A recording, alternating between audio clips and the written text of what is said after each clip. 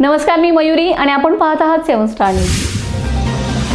विटा शहरातील अतिक्रमण हटवण्याच्या कारवाईत नगर परिषद प्रशासनाने सर्वांना समान न्याय देण्याऐवजी राजकीय हस्तक्षेपामुळे निवडक नागरिकांवरच कारवाई होत असल्याचा गंभीर आरोप करत नागरिकांच्या शिष्टमंडळाने आज मुख्याधिकारी विटा नगर परिषद यांना निवेदन सादर केले.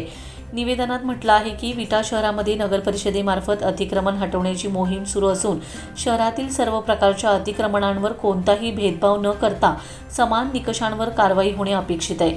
मात्र प्रत्यक्षात काही राजकीय वरदहस्त असलेल्या अतिक्रमणांकडे दुर्लक्ष करून सामान्य व्यावसायिक व नागरिकांना टार्गेट केलं जात असल्याचा आरोप निवेदनात करण्यात आलाय.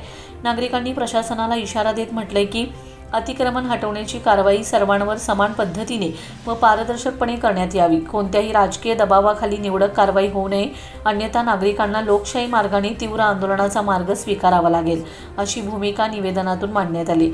तसेच यावेळी नगर परिषद प्रशासनाने विटा मायनी रोड लगतच्या मिळकत धारकांना नुकत्याच अतिक्रमण काढून घेण्याबाबतच्या बजावलेल्या नोटिसाबाबतही चर्चा करण्यात आली. सदरची कारवाई कोणताही भेदभाव न करता समान न्यायाच्या तत्वावर केली पाहिजे, असे आग्रही प्रतिपादन शिष्टमंडळाने केले. तसेच या रस्त्याच्या रुंदीकरणात विस्थापित झालेल्या खाद्यपदार्थ हातगाडी चालकांचे हातावरचे पोट विचारात घेऊन त्यांच्यावर कोणताही अतिरिक्त भुर्दंड न बसविता त्यांचे व्यावसायिक पुनर्वसन करावे, अशीही जोरदार मागणी करण्यात आली.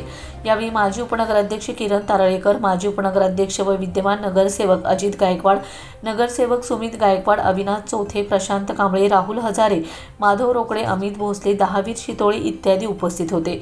निवेदन स्वीकारल्यानंतर मुख्याधिकारी विक्रमसिंह पाटील यांनी याबाबत योग्य व समान न्यायानेच कार्यवाही करण्याचे शिष्टमंडळास आश्वासित केले.